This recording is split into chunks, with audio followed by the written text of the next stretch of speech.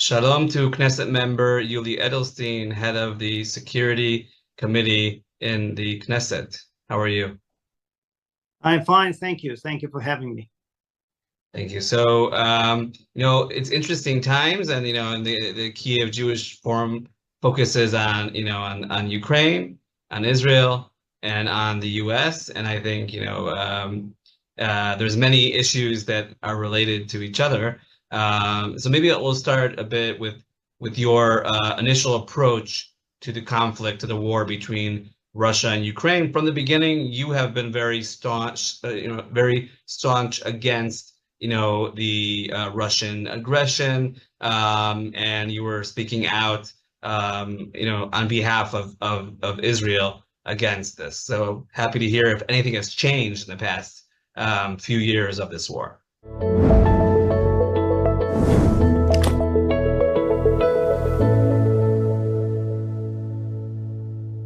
I think that my views just became stronger because my approach kind of has been confirmed by reality. What I mean is that I, as you rightly mentioned from the very beginning, condemned the Russian aggression against Ukraine.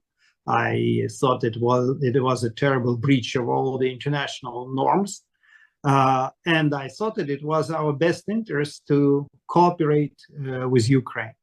What developed in the meanwhile, what happened in the meanwhile, as we all know, was close cooperation between our worst enemy, meaning Iran, the Iranian regime, and Russia. And now, I have to tell you as a kind of a sad anecdote that about a year and a half ago, when myself and my colleague Zev Elkin were visiting Kyiv and had a number of very interesting and important meetings there, including with the president and the defense minister.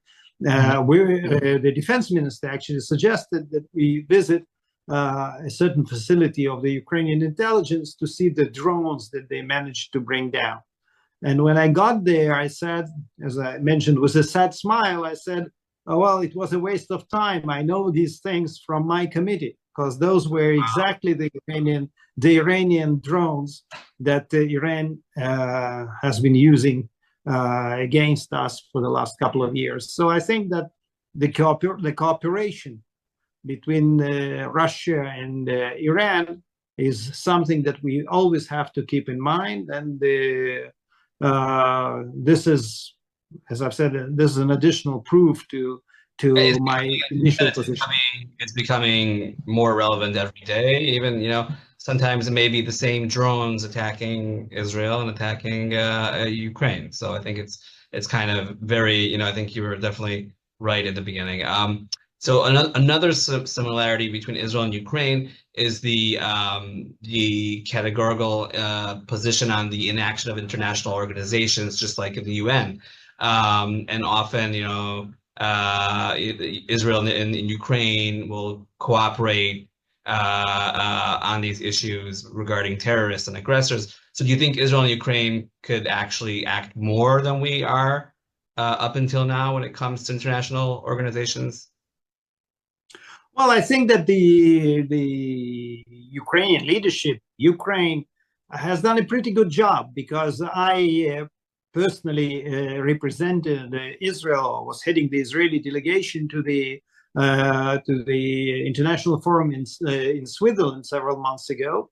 And I do have to say that I said to myself, I wish Israel could get that kind of expressive solidarity and, leaders, heads of states, heads of governments from all over the world. So I think that Ukraine is doing a pretty good job.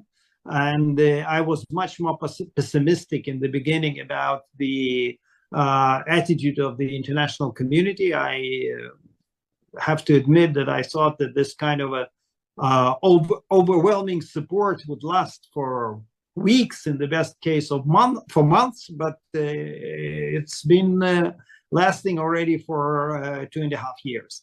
I'm not happy that the war is lasting for so long, but at least the international community is still there, and I hope that it will at least bring the solution closer. Right now, I'm not sure that any of us can give a very positive way out of the conflict, a positive solution. It's quite obvious that Ukraine can't agree to all the territorial concessions, and on the other hand, we don't see any Russian desire to finish the conflict by withdrawing from Ukrainian territory. So it doesn't look very promising. But I sincerely hope that this long-standing support of the international community will play its part. Okay.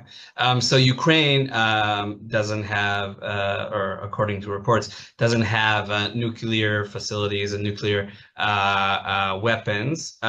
So Israel also allegedly doesn't have any nuclear weapons. Or as Golda Meir, once said, we don't have them, but we'll use them if they're necessary.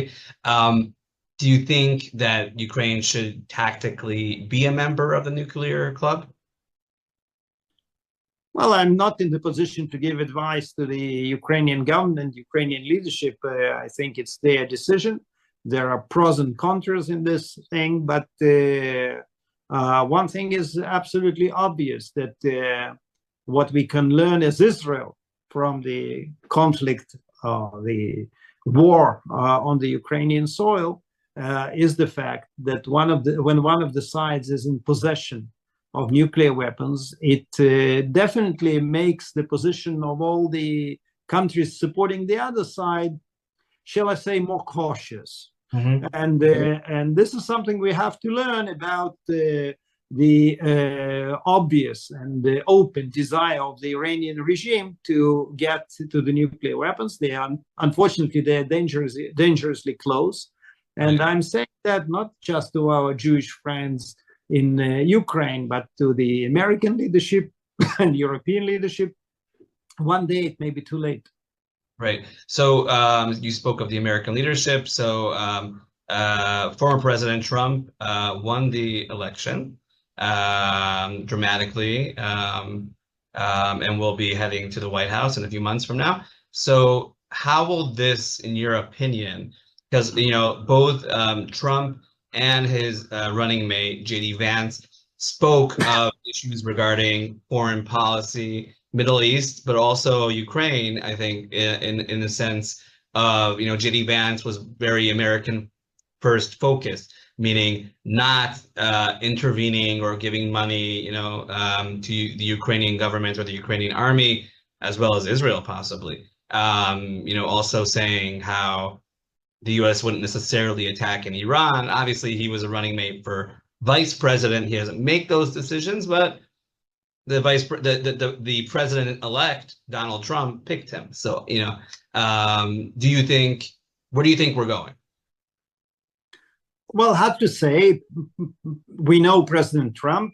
I know him personally, and we know him as a state of Israel. And I won't surprise you if I would say that he has a very positive record as far as the American policy towards Israel is concerned. I can remind you of the American embassy that was moved to Jerusalem, the recognition of our sovereignty over Golan Heights, and other moves that were definitely Abraham Accords. Yeah, absolutely. So I don't know. I don't have the privilege of knowing the vice president. I hope that he will definitely be part of the decision-making process in the new administration, and that this whole decision-making process will lead the American administration to the very obvious conclusion that if they want presence in the Middle East and if they want to be influential in this area, Israel is their best partner and best ally here. That's obvious, but sometimes we have to remind ourselves of obvious things too. The second point would be, I know the approach of that you referred to as America first, or some call it isolationist policy. And I think that it's very important to mention that the ability of America to produce many things and be economic superpower, to a very big extent, it depends on its standing around the world, because things that are being manufactured, produced in America are not necessarily heading to the American market. It's the world market with all the competition. And the moment many countries around the world will realize that America is not with them, is not there for them, or whatever, then definitely, especially, let's say, in Asia and other areas, they would start looking in other directions. And the directions might be China or other countries that would be willing to be there and to export and to offer and to invest. But what about Ukraine? Let's speak about Ukraine for a second. So I think that my long probably and general example leads me to the conclusion that I think that the American administration, I don't think that it's in their interest to say that we are not interested in the conflict in Ukraine anymore. I'm not, once again, part of that administration or their advisor, even not an American citizen.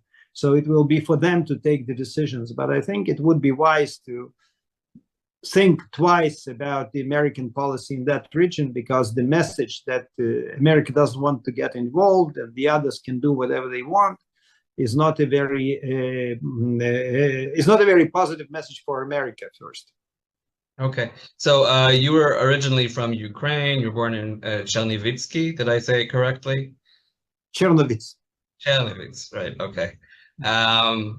It's the English spelling. In Hebrew, I would definitely get it. So I assume you, I mean, it's difficult, here we've been in Israel at a war for more than a year, but in Ukraine, we're talking about a lot longer. So how often do you kind of are you like a diaspora Jew in that sense, that they follow the news in Israel? Are you following it on a daily basis, or how does it work? No, I would say that, by the way, I was sometimes even angry when some people, my colleagues here, when we would have arguments about what's going on in Ukraine, they would say, oh, yeah, we understand you were born in Ukraine. And I would always stress that I'm an Israeli elected official, and I left the Soviet Union, the then Soviet Union, many years ago. And I'm not speaking as once again, as what you called something parallel to diaspora Jew. I'm not talking about my motherland. I have friends in the Ukraine. I have colleagues and counterparts in Ukraine. But my position on Ukraine is defined by what I see as the top Israeli interest, as I've said, mutual enemies, and the international, the way I see the international map. And I think that we all have some sentiments towards places where we're born in, and definitely Chernovitz is something that I always fondly remember. But once again, we have to understand that it's not about emotions. It's about 100%. Analyzing the international situation and thinking, that's at least what I think, that it's in the best interest of Israel and Ukraine to cooperate. So Knesset member Yuli Edelstein, former Speaker of the Knesset, thank you so much for your time. Thank you.